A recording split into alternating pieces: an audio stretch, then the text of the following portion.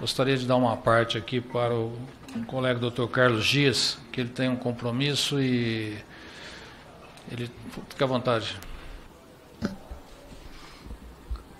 Bom dia, deputado Rafael Simões. Agradeço a gentileza dessa oportunidade. Queria cumprimentar a todos da mesa, os demais presentes nessa audiência pública. Eu gostaria de falar um pouco mais amplamente sobre a questão de ordem econômica, porque, pelo que eu observo, nós estamos tratando de efeitos. E eu gostaria de introduzir uma matemática específica do ponto de vista da causa, porque a economia ela é um sistema, ela funciona, né, dentro de uma linha integrada e precisamos também discutir quais são, por exemplo, o setor que nós estamos trabalhando é o setor mais estratégico do país. É o que tem permitido, por exemplo, uma estabilização cambial, é o que tem permitido a questão da nossa balança comercial ser extremamente positiva, é o setor que mais cresce e contribui para o PIB brasileiro.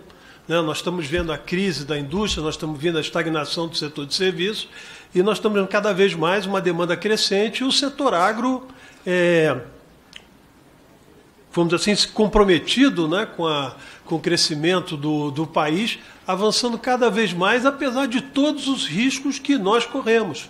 Se nós olharmos aqui, nós temos problema de crédito, nós temos problema das garantias, nós não temos direito de propriedade, nós temos regularização fundiária resolvida, né, e estamos aqui numa situação de alta intervenção estatal, uma política fiscal extremamente destrutiva, que só faz subir os juros internos da economia, não há equalização que possa fazer com que o setor agro possa eventualmente tomar juros, né, eu diria, mais confortáveis para a própria condição da atividade. Enfrentamos problemas de intempéries, né, de situações locais, e tudo isso parece que não faz parte desse arcabouço de discussão.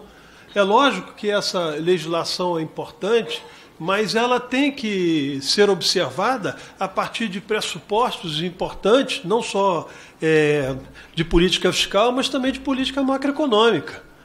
Né? O Brasil continua com uma inflação resiliente, a gente continua, né, com insumos pressionados, né, pelo dólar, nós temos fragilidades, por exemplo, de insumos básicos, temos capacidade de produção interna e temos barreiras internas ao nosso desenvolvimento, notadamente na área de meio ambiente. Então, nós temos um código florestal, né, que chamamos de Código Rural, que supostamente, né, abrilhanta, né, o país como protecionismo, mas, na verdade, é um problema seríssimo para o desenvolvimento do país. A região amazônica brasileira, com 30 milhões de brasileiros abandonados, né, e estamos vendo o quê? A degradação permanente, né, chamaria daqueles ativos relevantes para o desenvolvimento que podem ser explorados de maneira racional. E há recursos, e há tecnologia, há interesse de capital, de investimentos nessas áreas que podem gerar emprego, que podem gerar segurança até mesmo do ponto de vista das defesas estratégicas territoriais do país, que estão sendo questionadas. Então, eu queria dizer o seguinte, que nós precisamos pensar num modelo de livre economia. A história mostra que o que funciona é a atividade de mercado, é estabelecimento de livre concorrência. Não podemos trabalhar simplesmente com a artificialidade produzida pelo governo, porque ele impacta nos preços, impacta nos custos diretamente, e a gente não tem defesa contra o Estado. Nós estamos avançando aí para uma relação dívida-PIB acima de 82%. Países emergentes não conseguem enrolar suas dívidas. Nós tivemos experiência recente em enrolagem de dívida que o mercado não aceitou operações de 10 anos.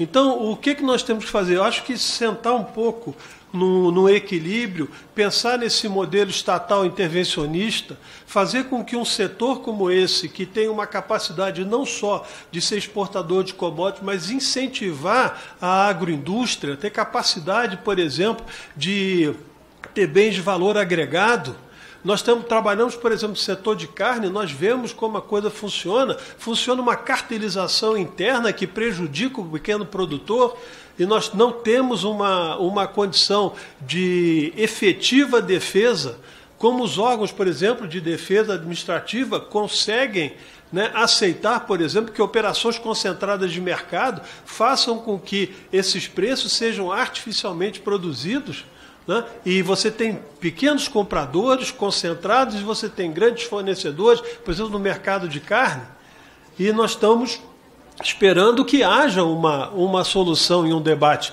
Então, eu queria agradecer a Vossa Excelência, deputado Rafael Simões, por essa oportunidade e colocar essas questões que nós precisamos discutir: direito de propriedade, consolidar. O marco temporal é base fundamental de garantia.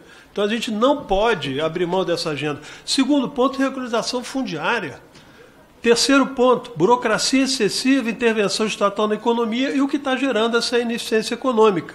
Então, para finalizar, nós temos que discutir de maneira muito concreta uma relação dívida-PIB definida por uma PEC que entre, né, no nosso arcabouço jurídico e que dê segurança às expansividades e emissões do governo que tem gerado inflação, ineficiência e tem tornado o nosso setor incapazes de responder a crises internacionais. Nós respondemos muito bem quando a livre iniciativa opera, apesar de todas as barreiras internacionais, mas as barreiras internas que são colocadas pelo setor público brasileiro, notadamente o Código Florestal, tem inviabilizado a nossa capacidade de crescimento, geração de emprego e, eu diria assim, desenvolvimento estratégico do país. Porque, concluindo, o campo do alimento, chamando do ponto de vista genérico, é o ponto central da geopolítica mundial hoje. E se o Brasil não tem consciência disso, infelizmente nós vamos continuar sendo extrativistas, que é o que exatamente está acontecendo hoje. Muito obrigado e renovo, né, minha satisfação de estar aqui, desejo aos demais expositores, né, que tenham sucesso e que pensemos no Brasil, esqueçamos um pouco o governo. Obrigado. Obrigado, Carlos Dias. Eu sempre escutei meu pai dizer, Carlos Dias, que o Brasil é o celeiro do mundo. E eu não tenho dúvida disso. Só preciso que o governo deixe que ele seja, né? E nós temos aí mais de 5 milhões de leis.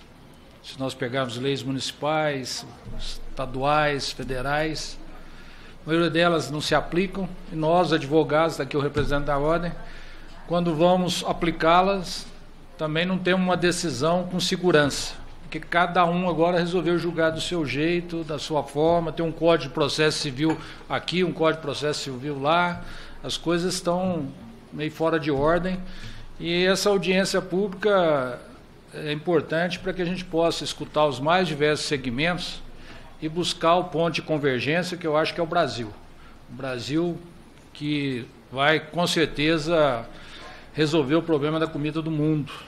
Mas nós, produtores, precisamos ter condições de fazer isso com segurança.